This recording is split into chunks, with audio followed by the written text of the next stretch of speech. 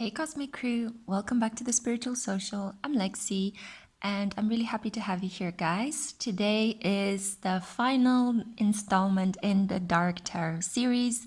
It will be followed by 2 additional tarot readings, but they will not be on dark matters. They will deal with something much more lighter, more optimistic, more hopeful, almost kind of like a beautiful conclusion to this entire week where we looked at rather dark topics, maybe some themes that did not make all of you comfortable. I noticed that my views were not as strong as for your love story series or your past life love story. So I'm just going to do this final video today where I'll be looking at anger and its role in your life and maybe give you some clues as to how you could overcome that. And then I'll wrap it up very nicely by adding 2 additional videos regarding your spiritual journey and what blessings and hopeful new things are blooming into your life. But that's for another time. Now let's focus on this reading. So this reading was inspired by a fictional superhero, the Hulk.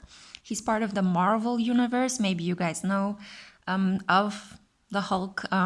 He is representing the kind of like tough, angry, monster-like persona of Dr. Bruce Banner, a highly intelligent researcher that tends to get into these bouts of fury whenever he's provoked. And this is mostly due to the fact that he survived a very, very tough and traumatic childhood. I'll put a video down below. It's a very short 4-minute clip that kind of looks at the Hulk and the psychological meaning behind the character, especially how it represents unhealed trauma. So this video is going to be about what triggers you, what angers you, and how could you overcome it. And I have here for you an emotion to choose from, okay? So you have the choice between courage, hope, joy, and passion. And I do have to apologize about the light, guys. I am filming this in the middle of the day, but it is pouring, raining outside, and everything just went completely dark in the room. So I tried to bring as much light into this reading as possible. On one hand, I think it's kind of romantic and metaphorical because rain is very soothing, rain is very abundant. And in my culture, it is a sign of prosperity. So yeah, it's kind of like literally, I feel myself forced to bring a lot of light into this reading already. Not only physically, but now I'll try to do so energetically and metaphorically speaking. Okay, so without further ado, let's cut this short and sweet. I hope you enjoyed this reading as well. Let me know down in the comments if it resonates, and I'll see you at your pile, my darlings. I send you all my lovely, non-angry love. Hi, pile number 1. This is for my brave group, those of you that were drawn to the courage emotion. So let's explore in this reading what triggers you, what angers you, and how could you overcome it. So I'll use the tarot and a monology card to try to uncover first what triggers you, what brings out the Hulk in you. We have the High Priestess.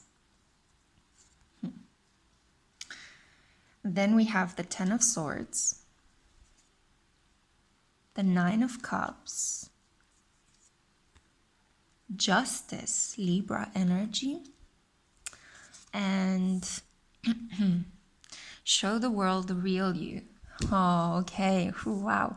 Okay, so this is a lot about identity, your ego, your having your creative self-expression stifled, having to deal with unjust situations where you are not being heard, you are not being understood, you are not being helped, you are not allowed to shine.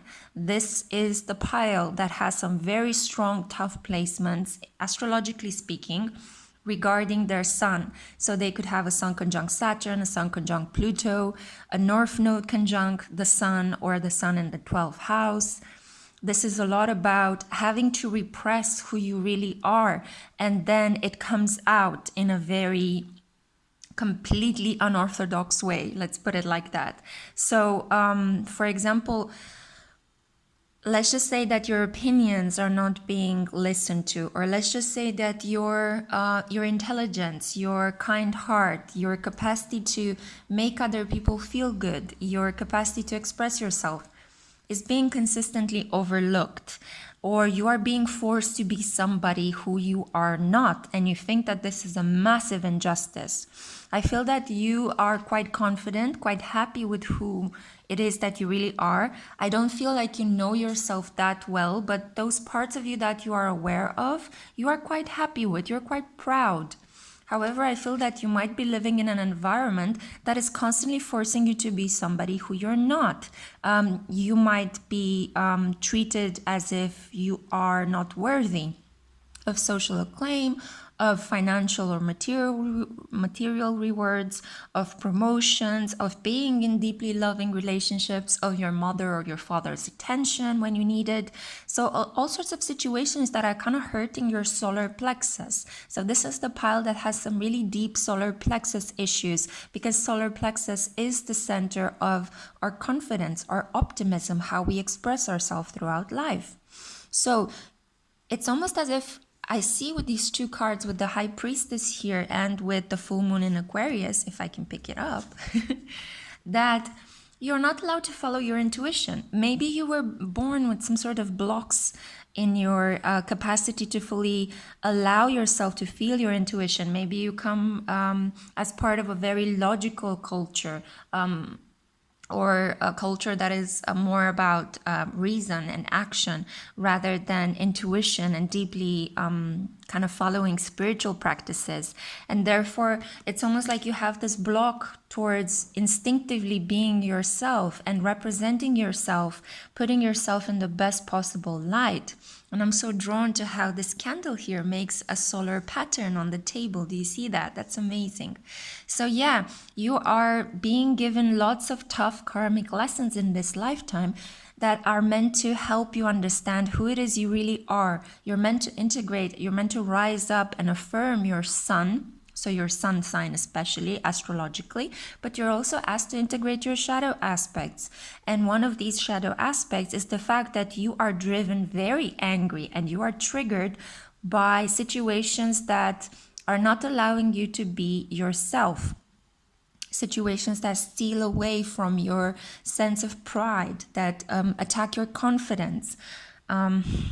Situations that you deem unjust, but these are not, how should I say, this is not injustice that is related to some sort of large humanitarian issue.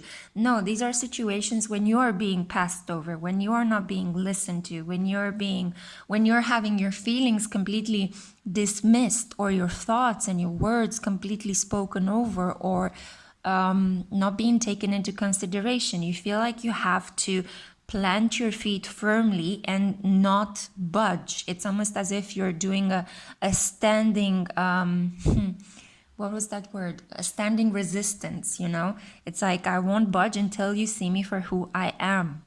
So it's very, very important. You feel very called to show the world the real you, to be this unique individual.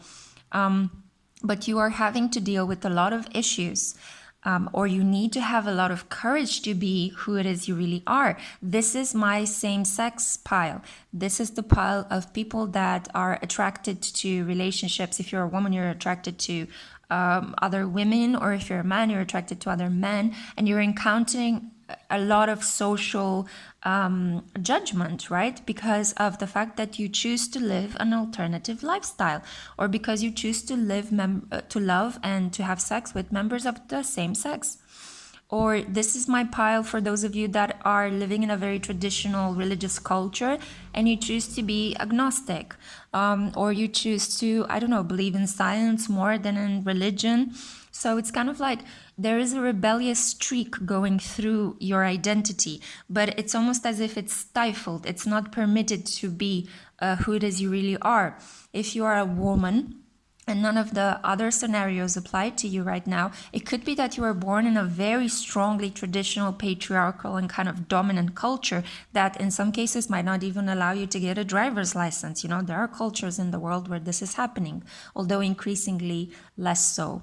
But, you know, there is what I'm trying to say through these examples is that you live basically in a specific location, in a specific environment. It could also be your family. It doesn't have to be the wider society at large, where you are not allowed to be yourself fully, and this triggers the hell out of you, okay? This angers you the most. So you require, basically being yourself requires everyday tiny acts of defiance and courage.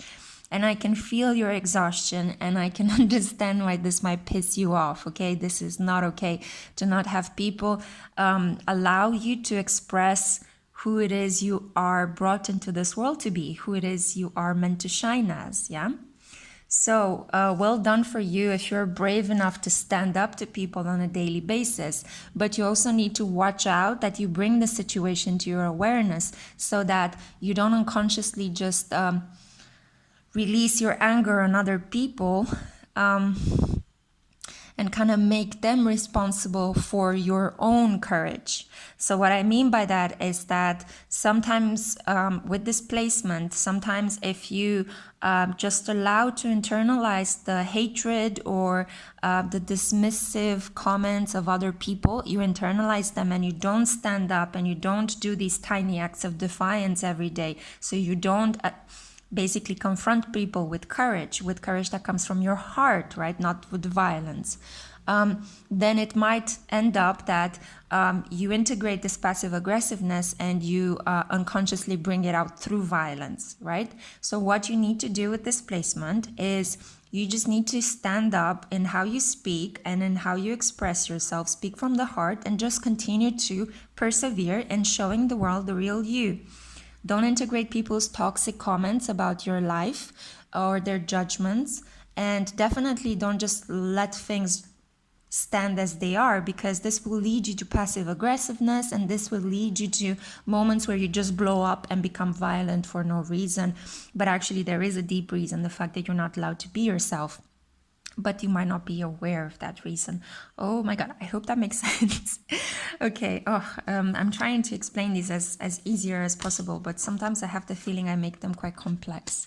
Okay, so some further advice regarding how could you overcome, this limitation. How could you bring this anger more to your awareness and integrate it into your personality? Because this anger is founded on a very, very beautiful desire, the desire to just be yourself, to just be you, to allow yourself to shine in this world, okay? And to be accepted and loved and encouraged for who it is you really are. So it comes from a very beautiful place.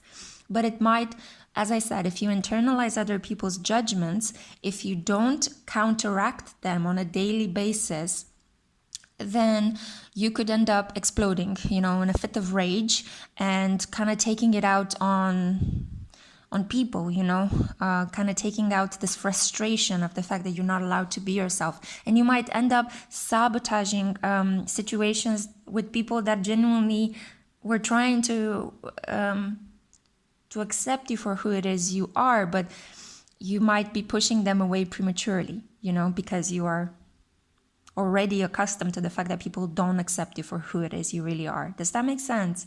Okay. So I have here dove spirit, be peace.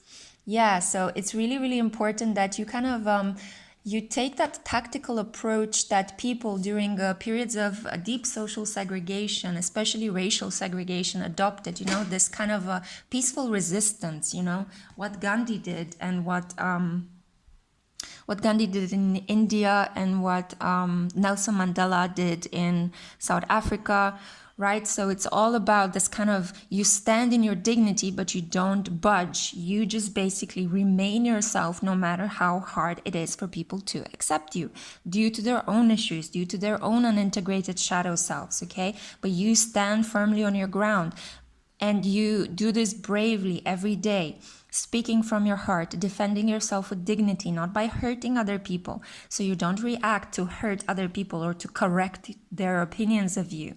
To a certain extent, you can't control how other people think about you and feel towards you. But you can choose the way in which you represent yourself. That's what we have control over. Okay, so it's really, really important that you tackle the situation with dignity so that you manage to keep the Hulk at bay and you don't unleash the Hulk on people that, as I'm saying, might genuinely be interested in getting to know the real you, okay? So I don't want you to self-sabotage potentially meaningful, beautiful relationships that come as a reward in your life because of the fact that you've been very courageous in maintaining your ground and being yourself. So try not to sabotage these new relationships of love and support that are coming in just because you tend to analyze new situations in your life based on previous hurt, previous wounding. Okay, so that is what I see with the dove, peacefulness, okay? A peaceful resistance, a peaceful approach. Speak and express yourself clearly as much as possible from your heart every day. If somebody actually says that you're worthless, well, you can just say, we agree to disagree. I am more worthy than you are able to understand at the moment, you know? Rather than just calling them names and saying, no, you are an asshole. That's not going to work, okay? The first approach is more, what is that word? Assertive. And the second approach is aggressive, right? So finding out the difference between being assertive, so with dignity expressing how you think and feel, and aggressive, which is all about attacking the other person. Yeah? So there's a difference there between assertiveness and aggression. So with the oyster spirit, I want to read you from the book. I don't normally do this, but lately I'm just really enjoying reading you guys stuff. So I do this in personal readings as well, and it's been playing out really nicely. Oyster. Okay, with the oyster spirit, we have here. This is a sign of being patient, a secret keeper, and hiding inner treasures. Oh my goodness, this fits so well. So the focus and determination of the oyster is unmatched. Anything an oyster personality puts their mind to, they achieve with grace and charm. The only problem is, oyster types often take their inner gifts for granted. They become shy or doubtful, and this can lead to withdrawing or protecting their deepest desires and life's work. When the oyster card appears, it's important to reveal your inner treasures. Oh my God, what is it you've been hesitant to share? The world is waiting to see. So when you are in balance, you feel blessed, generous, and you're mastering yourself. When you are out of balance, you are reluctant and you clam up. You know, you're almost as if gripping at the straw at the edges of yourself.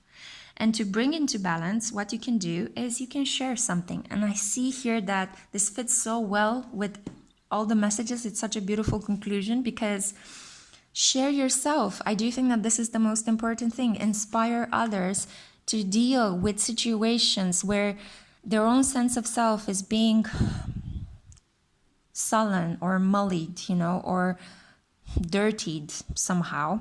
Inspire others to react with assertiveness, with dignity, with courage, through daily acts of gentle defiance, right?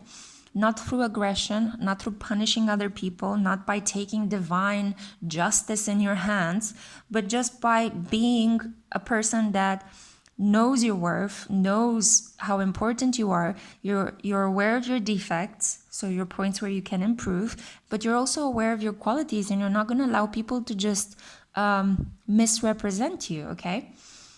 So the more you tune into both your logical mind and your intuition, and you allow these two sides to speak for you, the better the situation and the outcome is going to be, okay? But I think it's really important not to hide, not to take in other people's judgments, and definitely to do something about the situation, not to go into passive aggression, because you'll just internalize other people's hatred and it will turn into depression.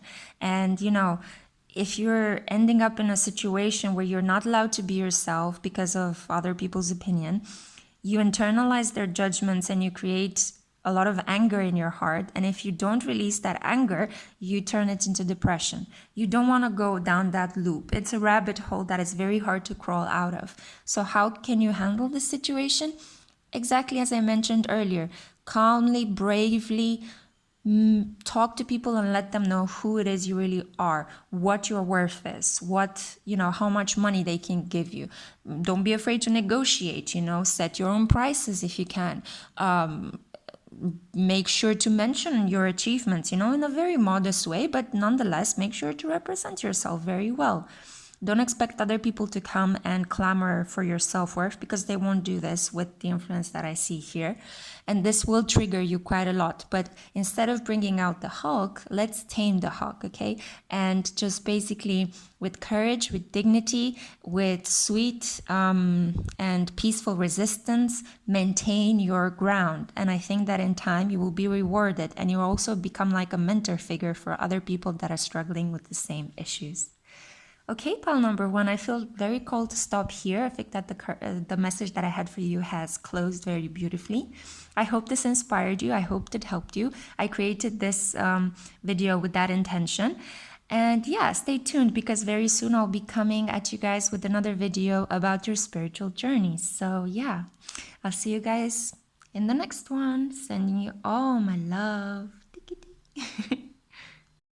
Hey, pile number 2, this is for those of you that were drawn to hope as an emotion. So we'll just see in this video, we'll explore through the metaphor of the Hulk, what triggers you, what angers you. And basically, once I identify this, at the end, I'll try to use some animal spirit oracle cards to uncover how you might overcome the situation, okay?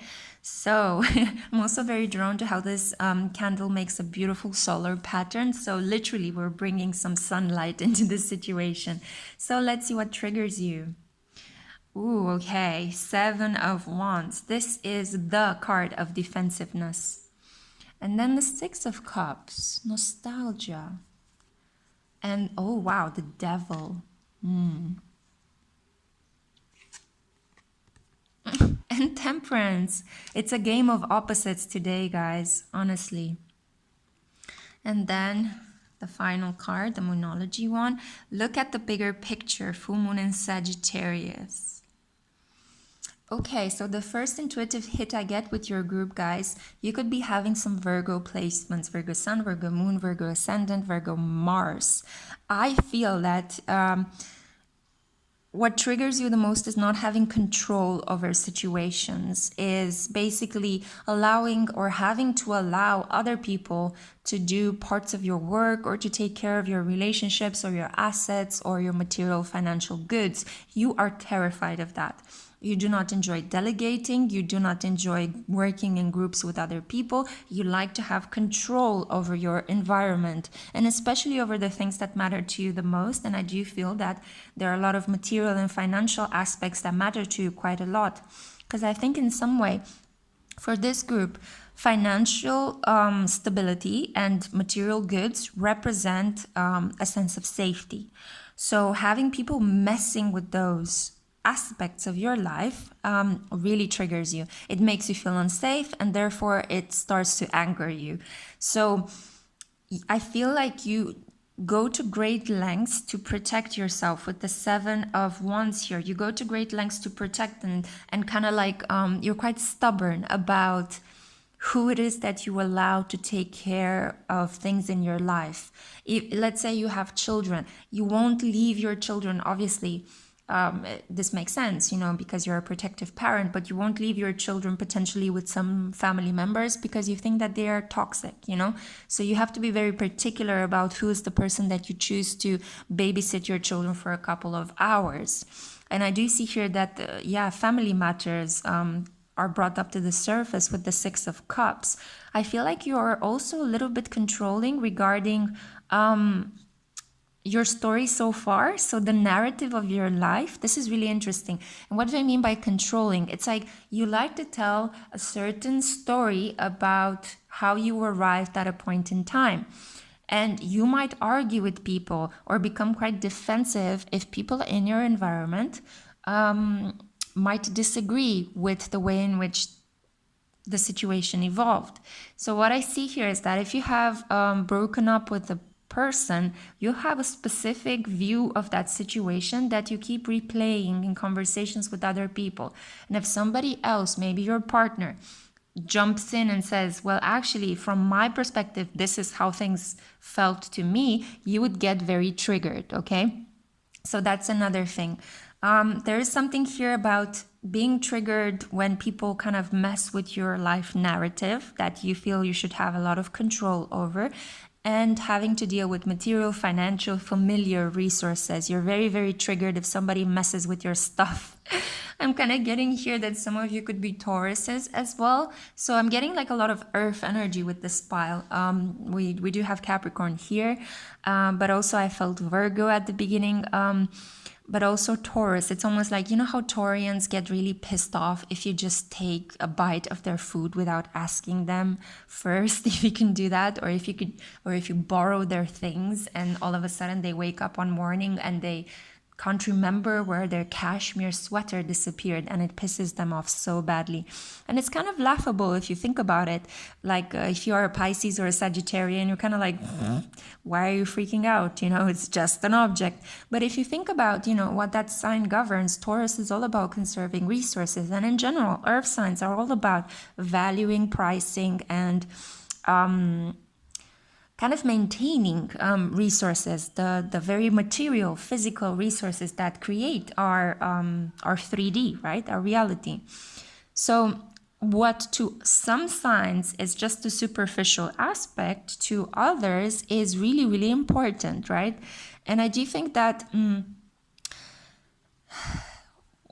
when this kind of Hulk persona comes out, it does have to do with you having to remind a lot of other people that, hey, you know, my opinion matters and I want to have control over my things, and I'm able to fight anyone who disagrees with this because I know what I value, and if you don't value that, then tough luck, I'm gonna teach you. So you've got like this really kind of like bossy kind of personality, but I can understand where it's coming from, you know? And it's from deeply feeling the need to feel materially and financially stable. I feel that for you, all of these practical, pragmatic resources, things that you can genuinely put your hands on, give you a very firm sense of control, but also, as I said, they make you feel like you're able to live independently and you're able to protect yourself because of that. Yeah. So it's like you're not at the beck and call of other people that might harm you or might take things away from you. And you also don't want to bother other people by asking them for resources. I think that this would be something deeply shameful to you if you were to borrow money or if you were to be indebted. You know, I feel like you're generally set to pay all of your student loans. You want to see your finances rising rather than depleting themselves, and you don't like to lend or loan money for long periods of time. It brings you a lot of instability. So yeah, it could be that a lot of you that chose this pile have Moon conjunct Saturn or Saturn in the second house. You learn some very tough karmic lessons regarding money, and thereby you have grown into being a badass in terms of how you handle your resources, but also in terms of how, as I said, how you portray yourself in front of other people regarding your relational history, your romantic history, your childhood. You could actually, so this could be the rags to riches pile. So maybe you come from a background where you were very poor when you were little, and now you like to tell people the story of how through hardship, effort, and a lot of patience, you managed to bring yourself up, you know, you managed to jump one social class or to better your situation, right? So it's kind of like you like to portray yourself as responsible, as having emerged from very difficult situations with a lot of determination and stamina. And while this might be true, you have to watch out for other people that know you and their own opinion, because obviously we're all allowed to have different opinions, and there is no such thing as the truth. There are many, many different truths, and this is what the upcoming transit of North Node in Gemini and South Node in Sagittarius is going to teach us for a year and a half. The fact that we need to be tolerant to many different opinions. So that's what I see here with look at the bigger picture, you know. I think you can appease your Hulk if you are just a little bit more tolerant and inclusive of other people's opinion. You know, as hard as it is for you to try to allow other people to give their impression or advice regarding your own story of self-becoming, you do have to understand that your mother, your father, your siblings, your friends, you know, they've seen different parts of you, and they're able to see a part of yourself that you might not be able to see, that shadow self, right? The way in which our seventh house placement in astrology mirrors the other, right? So mirrors some unconscious aspects about ourselves, yeah? And you do need to keep in mind that most of the time, again, astrologically speaking, we identify very much with the luminaries, with the sun, with the moon, with Venus, Mercury, and Mars. But the seventh house, and according what we have there, is reminding us that there are some elements of ourselves that we might not yet be aware of. And the moon especially is something that we can't completely know. It's something that hides itself from us periodically, just like the moon's movements throughout the sky each month. It is full and then it disappears. It is full and then it disappears. It ebbs and flows. So it's really, really important that you calm the hulk by just learning to trust more in life, by just allowing others to help you out, by genuinely taking a little bit of risk in relationships. Because I think that it's exhausting to be in a constant seven of wands kind of situation where it's like you kind of pow, pow, pow. You know, you're in a ninja style kind of shape every time, and you're ready to get out your katanas, you know, and to kapow someone. But it's exhausting to be in this kind of situation all the time, right? So I know that perhaps life has toughened you up to live up to this, but you were drawn to hope, right? So I do think that you would like some things to sweeten up in your life. You would like to lose control in certain situations. And what I mean by lose control is just to trust more, just to be able to let go. For example, in situations where you might be sick, where you might be burdened with a lot of work, or maybe you have to take care of a sick family member and you can't actually take care of your material or your financial resources. Maybe they're taken away due to some sort of like economic restructuring, like we see the one happening in the moment in the world. Then you need to understand that you can rely on other people, that it is safe to rely on others, and you can allow others to have different opinions regarding you and your life, because in this way you value their worth. And if people see that you take into consideration their advice, their feelings, their thoughts, they feel understood by you, and thereby they are able to understand you. So it's kind of like you're creating this natural give and take flow. I see you, you see me. I water you, you water me. I understand you, you understand me. If I allow you to come into my life, then I could feel also invited to come into your life, you know, something like that. So I do feel like this is what the universe is asking you to do, to trust, to have more faith and hope in people, in situations, in the fact that things will work out. You don't have to fight everyone with your katanas all the time, and you certainly don't need to hold everything under such a tight control. This could be the pile for single mothers as well. So you might feel that due to some sort of romantic or emotional heartbreak, now you are left to pick up the pieces yourself. And while this was important for a period in your life in order to learn a karmic lesson, I feel that a point in your life has reached, or your life has reached a certain pinnacle right now, where you can just allow yourself to let go a little bit of that control, you know, maybe enjoy, maybe switch gears, go down on the montagne routes, you know, you don't have to actually hold the steer of your life's direction so tightly, yeah? So let's see right now what more light messages we can bring into this reading. Oh, we have the beaver, and the beaver is such a hard worker. And we also have coyote spirit, trust and divine detours. What was I talking about trusting, right? And I know that maybe even the word detour might trigger you, because I feel like you would like life to just follow a very straight, normal, predictable, manageable direction. But you know, things don't work out like that, because we're meant to learn some spiritual lessons as well. We're not only meant to experience positivity or experience only growth and abundance and prosperity. I mean, imagine how boring a life like that would be. It would be enjoyable for a couple of years, but considering how long people's lives are at the moment, it would be really ironically, a constantly abundant and prosperous life could actually be very spiritually impoverishing in the long run. You know, if you only learn about how to satisfy your own physical pleasures, for example, then I don't know if that is necessarily a life worth living. But I don't know. You let me know down in the comments. So let me read you, because I love to do this lately. I like to read you guys the meanings of the animal spirit cards. I don't know why, but I feel like there might be some potential messages here that you need to hear. So with the beaver energy, hard worker, loyal, tireless, and family first. So this is the energy that you already embody.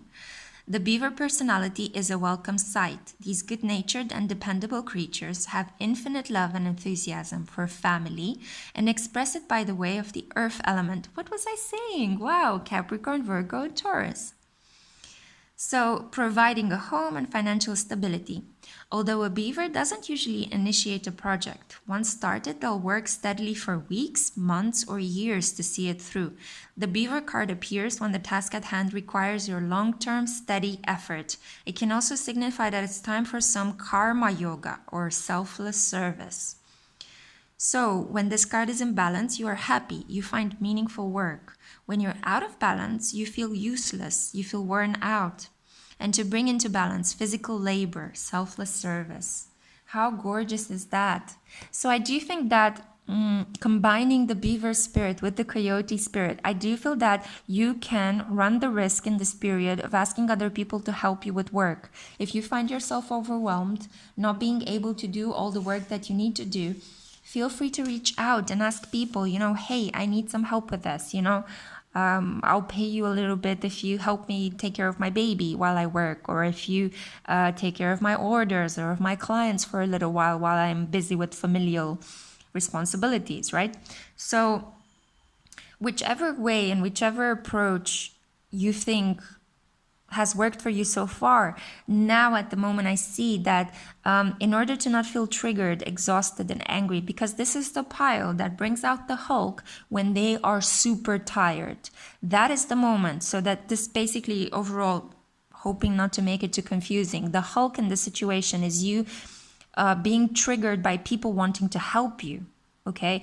And you bring out the worst in you. You bring out this Hulk creature when you drive yourself to exhaustion. So be careful not to put yourself in a situation of feeling exhausted, of feeling like you have to do everything on your own. Delegate, get people to help you, okay? Open up a little bit more. Trust that detours are meant to happen for specific reasons. They're not there just to exhaust you and drive you crazy.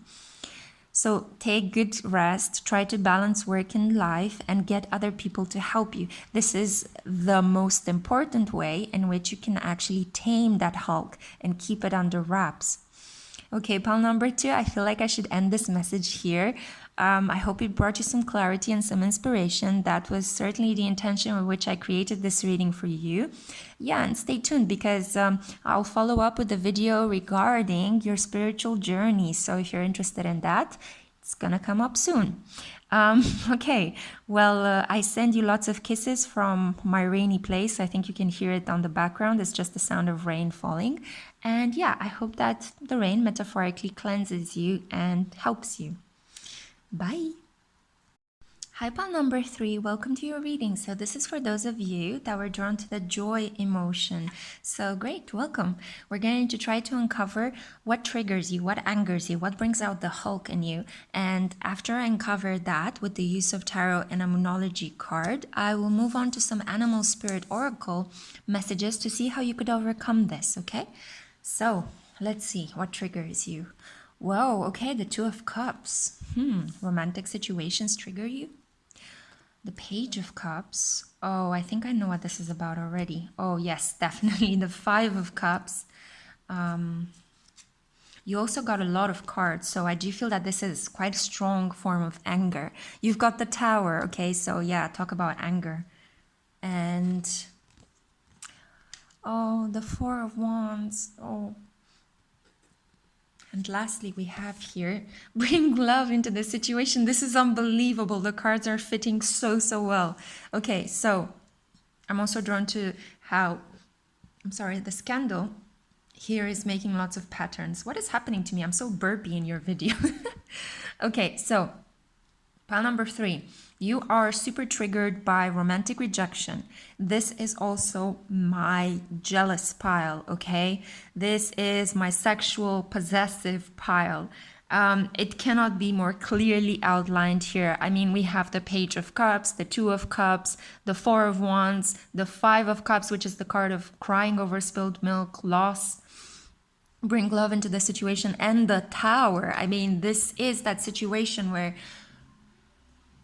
how should I say? It's like you see black, all of a sudden, like it's such a shocking emotional situation that you can't, you're not able to think clearly for a second, and this is usually the kind of situation that people experience when they see, I don't know, their partner in bed with someone else, it's like they thought that they were in love and they thought that they had a trusting, deeply intimate connection.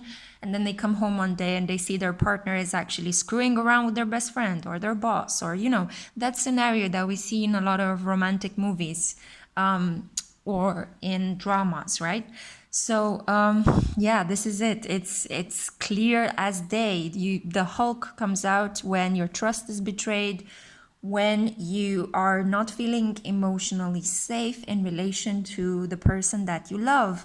If the person that you love cheats on you, if the person that you love betrays you, mocks you, demeans you publicly in some way, you take it incredibly personal and you genuinely have like a fit. So it's like you would faint, or you would have your heart would momentarily stop beating, or you will feel so much rage that you go blank for some seconds. So be very, very careful how you handle this. To some extent, I'm not even sure if you can handle this, because these things are very like, we don't plan to catch our partners cheating on us, or we don't plan to find out really uncomfortable truths about a person that we decided to be so open and vulnerable with, right?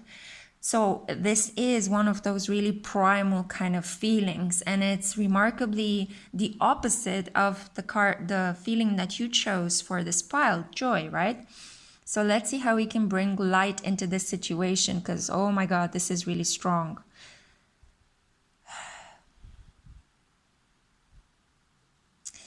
Okay. One way to overcome the Hulk is to be very selective about the partners that you choose.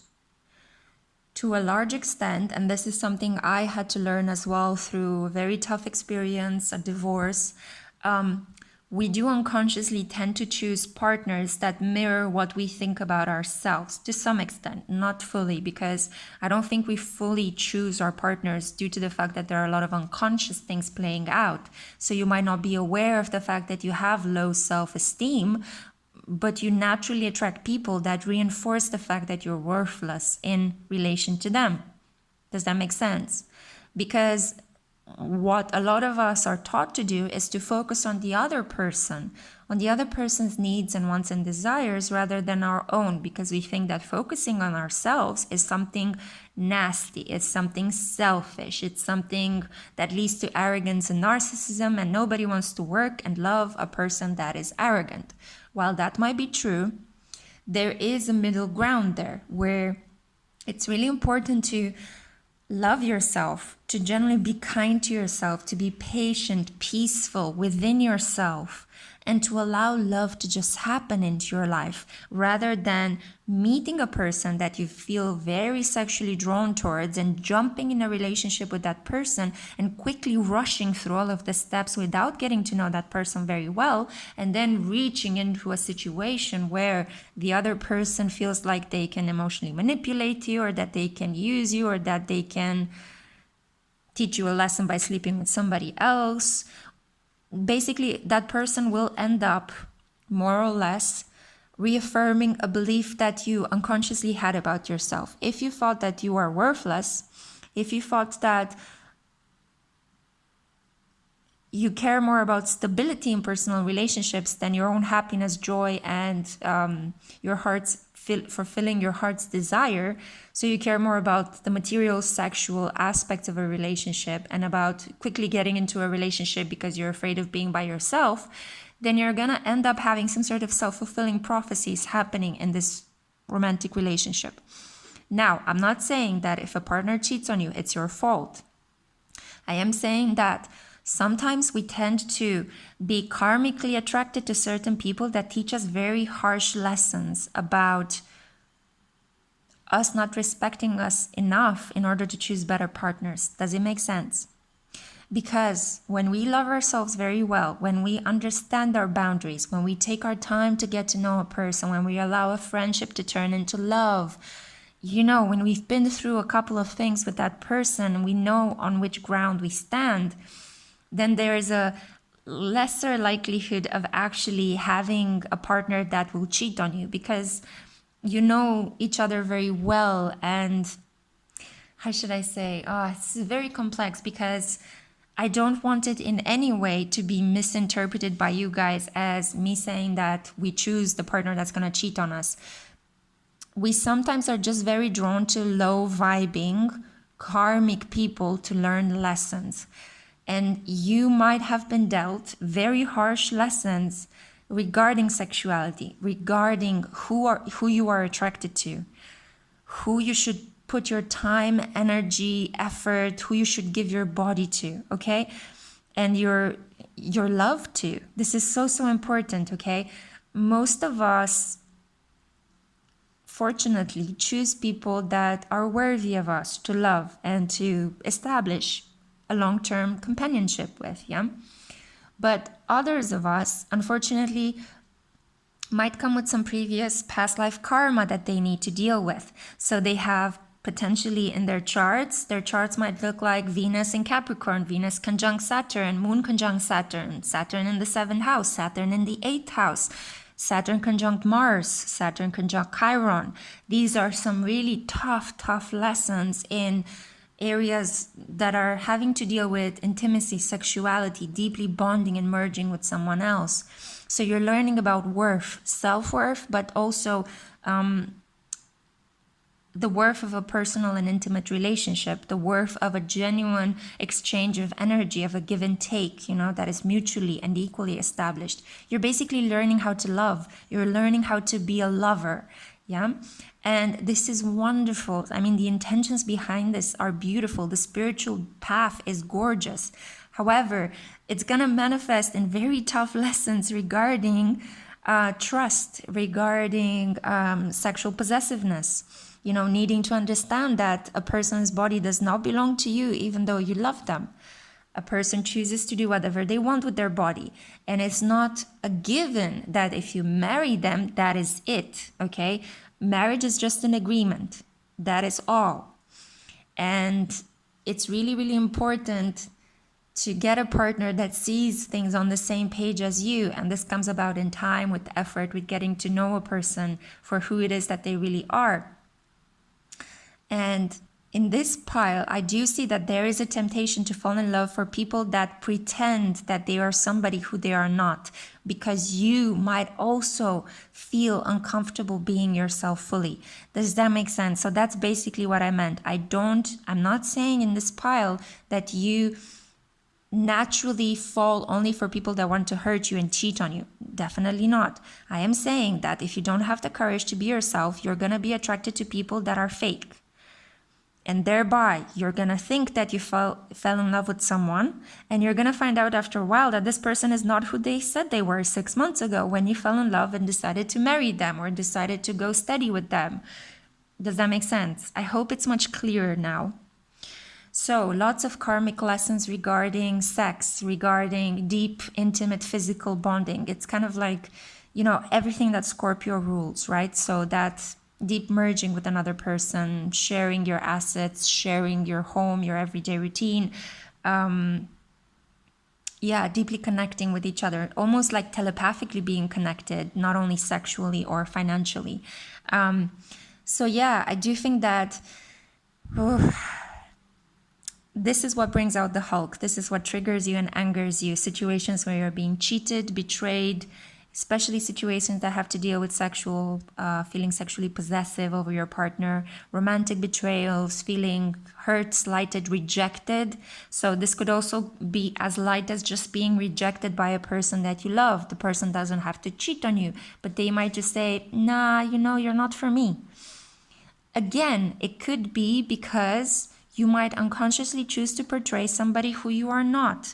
And thereby, if a person is being themselves, but they are seeing you for being somebody who you're not, of course they're not going to want to be in a relationship with you. Would you be in a relationship consciously? Would you choose to be in a relationship with somebody who's fake? I'm sure that 99% of you are going to answer no, unless you genuinely have a sort of masochistic streak within you. But that's the thing. So I am talking here about different layers of consciousness and unconsciousness. And we are dealing with the energy of the moon. And we are using the metaphor of Hulk to deal with powerful anger that comes up in unconscious ways, mostly because it has been repressed. Yeah? I hope this makes sense, guys. If you are on my channel watching these readings, I think you're kind of familiar with this kind of therapeutical style I adopt in my pick a card readings. But this is a little bit of my professional, my professional kind of training. So what I want to say is that you can heal the situation if you choose to pour love into it. Yeah. So instead of reacting driven by a desire to make things right again, to punish your lover for cheating on you, for rejecting you, that will only bring further karma, suffering, and it will trap you in the identity of the Hulk. And we don't want that. We want to appease the Hulk, right? We want to see what happened in the debris of the tower and what can we build on a safer, more stable, emotional, romantic, sexual ground, or maybe even take whatever material you can and build your castle in a different region altogether. Yeah. So to appease the Hulk in the situation, choose to forgive, choose to let go, choose to be yourself. Understand that a situation where a partner cheats on you is just a reminder of the fact that, first of all, you invested your energy in somebody that was not meant to be with you. So let it go. Second of all, and this is perhaps this is the hardest one, right? If you understand that this partner was not meant for you, and it's very hard, I know, it's easier said than done to let go of situations like this, but try not to stay in a situation that reaffirms your lack of self-worth. Because if you choose to be with a partner, and if you choose to stay in a situation where a partner keeps cheating on you, hiding the truth from you, this is only reaffirming that you are worthless, that you are not worthy of love, of truth, of dignity, of respect, right? So I know that as tempting as it is to forgive and forget a person and continue to be in a relationship with them, I think it's really important to mention that when you forgive somebody, you don't have to stay in a relationship with them. You can forgive them and move on to finding somebody that can truly help you be yourself and whom you can truly love and be vulnerable with. So this tower moment, sexual betrayal, is only waking you up to the fact that something was inauthentic there. Something was fake. Something was built on a false foundation. And the tower is just reminding you, if you want real love, you have to be yourself. If you want your self-worth and your dignity to be respected, if you want to feel that sense of pride and having built something stable on a very firm sexual, romantic, and emotional foundation, then you have to be open. You have to be open-hearted. You have to be yourself. You have to learn to be vulnerable and trusting. It's not the case that you have to pull back away from society and swear love off and never go back to another person or share your heart with somebody else. No, that's only trapping you in the Hulk, right? That's only gonna make you feel even more frustrated and even more angry. And you might end up repressing your sexuality to such an extent that it might come up in a way in which you might generally cause harm to another person, okay? So Just understand that situations of betrayal, of being cheated on, is reminding you that that person was not meant to be for you. The situation you had was inauthentic. It was not real love. It was a false idea of love. And it's a reminder to just get even deeper into how much you love yourself, how truthful you want to be, how honest you want to be with others, and how transparent you should be with others. You can forgive someone and not stay in a relationship with them. You can have closure and, not have to continue a relationship with this person, right? Thought does not need to follow action all the time. This is a really important thing, or action does not need to lead necessarily to thinking. They can be two things that can be enjoyed just by themselves. Does that make sense? So for example, if you forgive someone in your mind and in your heart, that doesn't mean that you generally need to go back and kiss and make up and be with them. You can forgive your cheating partner. You can thank them for the lesson of reminding you to be more authentic with yourself and to stop chasing fake people or giving to fake people your heart. And then you can move on and appease the Hulk and just remember, okay, this taught me that I need to be even more open and trusting and vulnerable, not to clam yourself up, because that will only lead to pent-up aggression and to another disastrous situation where, again, this thing will manifest unconsciously, another fake partner, another situation where your trust is cheated, to remind you again to be authentic. Does that make sense? Spirit wants you to open your heart. Spirit wants you to open your heart and be loving. So we're receiving a lot of karmic lessons to teach us to be loving, trusting, open, have faith, be optimistic, be positive, live joy, okay? God, I hope this makes sense. So we have here how we can bring more light into this situation. Electric eel spirit, bring your ideas to life. And I think this is about you genuinely animating your life and living fully for who it is you really are. And the octopus, wow, this is a bit of a weird message to get as a card of encouragement, because the octopus is about being boundaryless. But I think what it refers to in this situation is the fact that you can run the risk of blending things, of allowing life to be a little bit messy, of allowing yourself to be a little bit like not having to be so controlled, not having to know how a relationship will develop. The more you try to control a relationship, the more suffocating it will be, and the more your partner might feel the need to cheat or do something risky just to experience a sense of freedom in their relationship, a sense of the fact that they are able to do what they want, not what you say that they should do. Okay, I'm not trying to make it sound controlling, but a lot of situations of these kind of betrayals happen because people are either too controlling in their relationships, or they are just forming a relationship based on inauthentic feelings. You're together with somebody because of financial reasons, but you delude yourself into thinking you love them. Yeah. Or you're together with that person because that person looks good, but you don't actually love them. You just are attracted to the fact that they look good, or they look good with you in social situations. Does that make sense? Okay, so I'm not throwing any judgment out there. I'm actually doing quite considerable work trying to explain this from the heart as clearly as I see it in these cards. So let me read you finally to wrap up this message, because I am making it quite long and I'm sorry about that. But with octopus energy, I feel it's important for me to read you the message from the book. And it says here, octopus.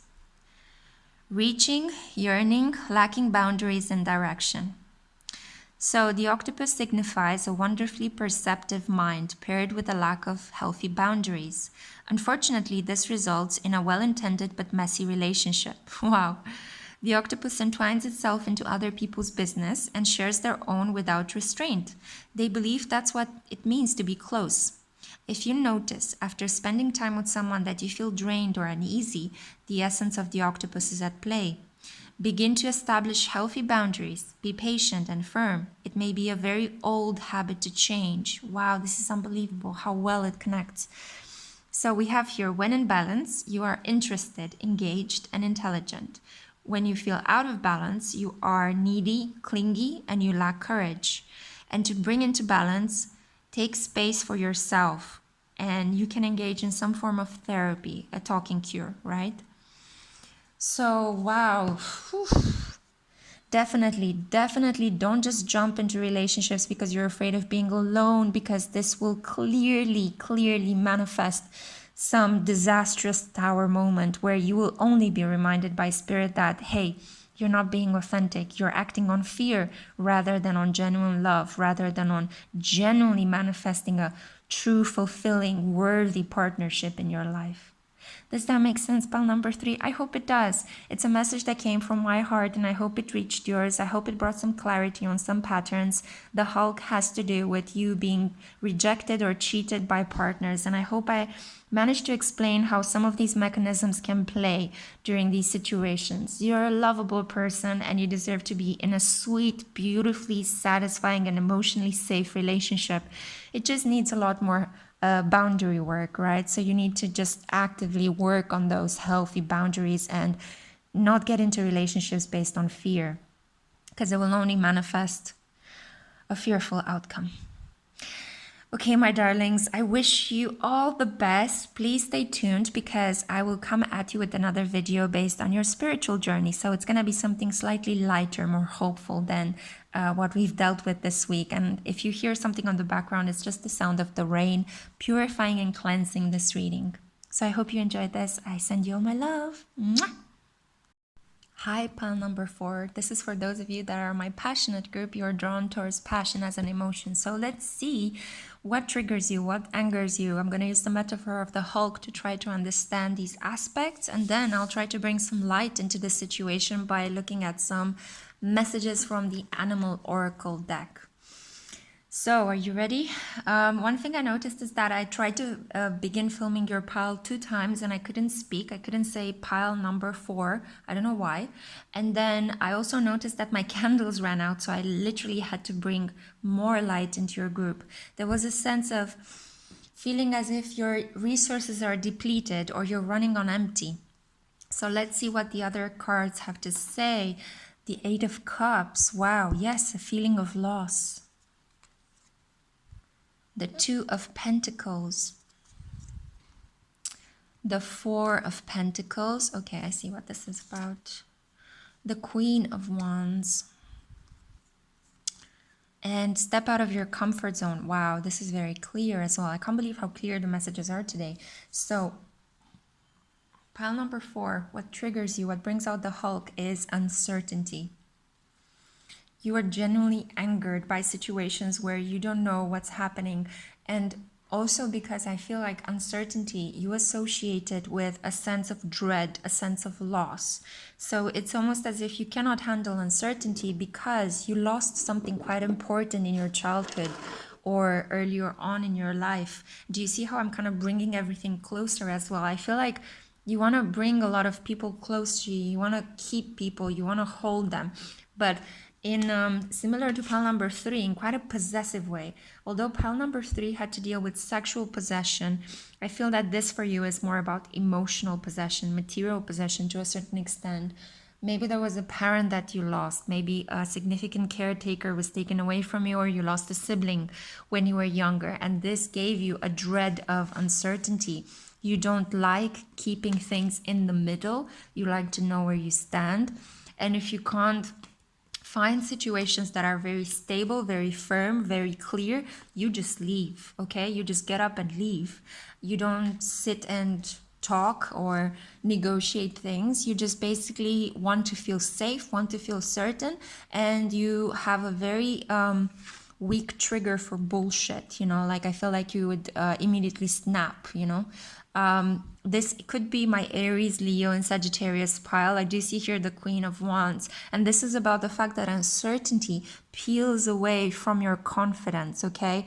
So the Hulk comes out in those moments where you feel as if you are somehow being made fun of, or you are being taken for a ride. You know, if people say one thing but they actually don't do that, or if you sign the contract and you agree to some things and then you find out people are doing something completely different than what you agreed on, or you decided to be in a relationship with someone and then all of a sudden they're doing completely different things than what you agreed.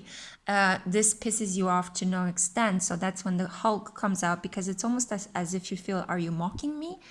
You know, that kind of a feeling of who am I to you? Like, am I a doormat, or does my opinion not count? So that's when this comes out, you know, that's when the Hulk comes out.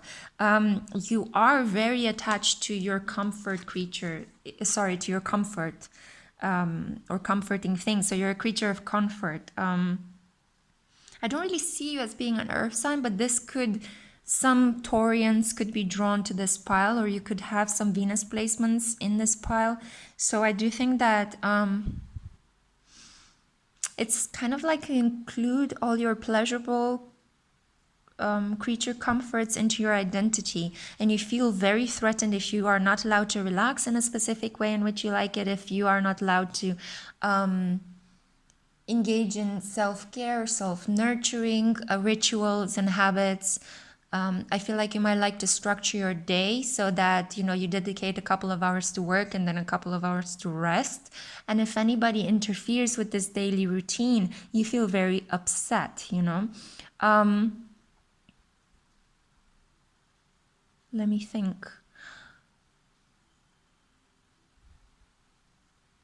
Yeah, I definitely think that you've created this life of stability around you. And I do feel that a lot of you are quite prosperous. You've created this life of stability around you to kind of protect you from any kind of things being taken away from you without you knowing, or unexpectedly. Like even the word unexpected might trigger you. Okay, so wow. This is the pile for people that could have in their birth charts Venus conjunct South Node, the Moon conjunct the South Node in the 4th house or in the 2nd house. So it's almost as if you came into this lifetime with this understanding that you want to live a comfortable life, but you fail to realize that this is something you already mastered in a previous lifetime, and Spirit has a particular different path for you. It wants you to learn how to handle chaos, how to handle uncertainty, how to navigate it. And this is why potentially you suffer the loss in childhood, or you suffer recurrent losses. It's not because people want to mock you, or because, you know, you have a lot of bad luck. And I'm already kind of pushing myself closer on my chair. I'm coming closer to the table because I feel like I can feel how you want to hold things like this, you know, how you want to clam up. And it's like, no, mine will not be taken away. I'm not going to give in. I'm not going to give up. I'm not going to give anything away, right? All of the phrasal verbs. But at the same time, I feel like you are being asked to open up a little bit more. I mean, you did choose passion. So passion is, to some extent, also about losing your mind, right? In order to follow your heart, sometimes you need to lose your mind. It's about not doing always the logical thing. It's about not pursuing the safest option. It's about taking risks. It's about doing something outside of the norm. And yeah, being rebellious, being a little bit of a fighter, taking chances, right? Grabbing an opportunity. And I feel that your calling in this lifetime is to bring order into situations of chaos, to bring stability into situations of sheer madness, you know? When things don't make sense, enter you. And you already know this from a previous past lifetime, right? That was your comfort zone: stability, material wealth, beauty, pleasure, self-care, self-nurturing. This could be my South Node in Taurus, South Node in Libra. But you are meant to come into this lifetime and have to resolve situations of conflict. You need to learn how to let go of being too possessive. You know, maybe sharing more, maybe teaching other people spiritual lessons as well, based on your own experience of having dealt with loss, separation, conflict, divorce, chaos, having to rebuild after potentially a war situation or a conflicting situation, a situation where there was an economic restructuring or a political coup in your country, and you had to basically rebuild yourself. Yeah. So does that make sense? So I think that on one hand, the Hulk comes out when it's almost like you feel that your stability is being threatened. People want to take things away from you, and you are thinking as if you think that your confidence relies on this stability, on this financial, material, professional stability, or even your connection to some people or your public standing and how other people perceive you. But interestingly enough, I feel that in true reality, your stability lies within yourself and in your capacity to rise up after every loss. So it's not something that is related to material, financial, other people, or your environment or your public standing. It's related to the fire within your heart.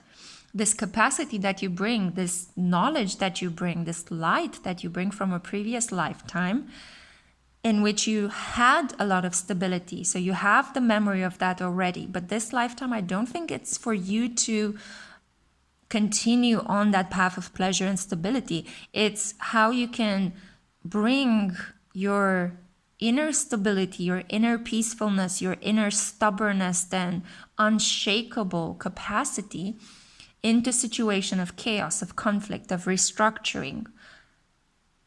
So it's not about you controlling your environment and being very possessive with everything you own and thereby building a fortress around you, but it's about learning and teaching other people how to build fortresses when everything has been taken away from them, because you are a fortress in yourself. Does that make sense? In your heart, in your soul, you are stable, you're strong, you're confident, and you shouldn't feel threatened if objects are being taken away from you or people leave your life. Obviously, we all have to process loss and feelings of sadness, just like with the Eight of Cups here. We need periods when we retreat from society and we just need to process what it is we're feeling. Do that if you feel the need to do so.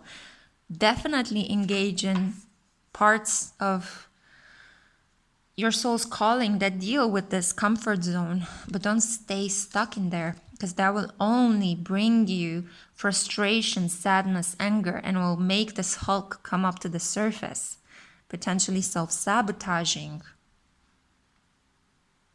Any situation that can help you grow in this lifetime into being, for all intents and purposes, a leader. This could also be my North Node in Aries group. Yeah. So learn to understand that it's not food, objects, clothes, other people that bring you true stability in life. It's you. You already have everything you need to succeed within you. And even if things are being taken away from you, they will be replaced with new experiences, with new things all the time. Some possessions go, other possessions come in. A job goes, other jobs come in. A partner goes, other partners come in. Flow with this. Flow with this rhythm.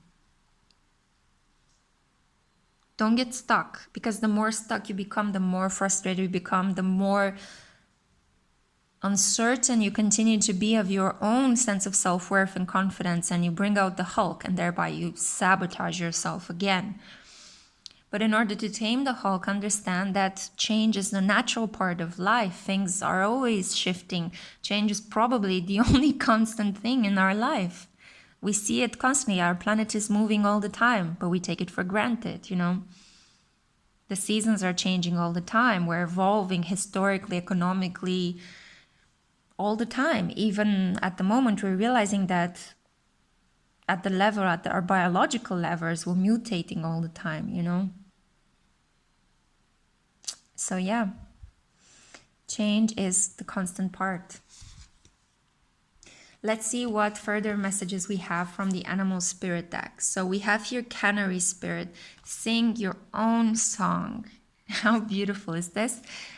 These two cards mirror each other very well, the Queen of Wands and the Canary Spirit. It's also about joy, feeling joy even though you might not have the material basis for this. Feeling joy just because you're alive, feeling joy because you managed to overcome something from an emotional perspective, right? I do think that there is some form of material obsession with this group, some sort of wanting to have a specific home, being in a specific place, but life is kind of moving you around and you find this really, really disturbing, and it brings out this anger within you.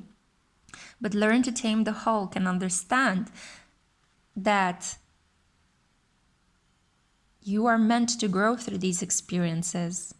You are meant to learn from a variety of different experiences. You are meant to gather a good amount of life experience and street knowledge and different cultural perspectives. And how beautiful is that, right? It's almost as if you're committed to living a boring life, but life wants you to live the life of an adventurer. So yeah, I definitely think this could be a South Node in Libra, North Node in Aries pile, you know? Those natural born leaders that are afraid of compromising their relationships by being who they really are, by being these creative powerhouses. But you know, we do end up in the places where we have to end up in life. So I do think that all of this has a genuine positive outcome. And we do have here the horse, a gorgeous, gorgeous animal. This card speaks a lot about stamina. But let me read you from the book, because I've been doing this with all piles recently. I don't know why I feel very called to read you guys in this period. I'm not sure why. Maybe because on one hand it is very calming, and then on the other hand because I feel that there are some additional messages here that you might need to hear. Giving you like a natural period of rest at the moment. But you see, even with finding your animal, there is a sense of like patience. Okay, so we have here horse, momentum, freedom, expansive energy, and force. Oh, it's so dark. I'm sorry about this, guys. It's raining outside and it's very overclouded. That's what you hear on the background. So the horse represents the most masterful form of earth energy within the deck. It provides us with momentum so reliable, so supportive, that you can ride on its back towards any goal, no matter how difficult the terrain. A horse personality is fully awakened, fully alive, and cannot be defeated. The horse's freedom becomes available to us when we have gone and collected, when we have and collect our energy through daily practice. Physical stamina, exercise, and mental focus, meditation, are the secret weapons behind the horse's legacy. So what we have here is when the horse is in balance, you can achieve anything. You never give up. When you feel out of balance, you run away, you feel weak. And to bring into balance, strength training. So what was I saying?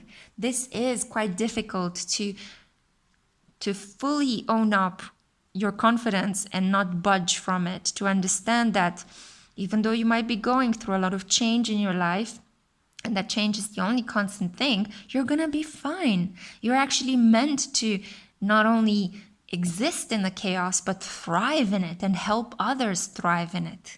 Okay? So this is the way you can tame the Hulk. Rather than being upset that life throws you a lot of obstacles, takes things away from you, understand that it's meant to spiritualize you, because through this you're learning important lessons that you can use to teach others, to inspire them. You already have everything you need within you, and things being taken away from you are never threatening your integrity, your courage, and your inner light. On the contrary, they make it shine even brighter, because the sun shines even brighter in a dark cosmos, right?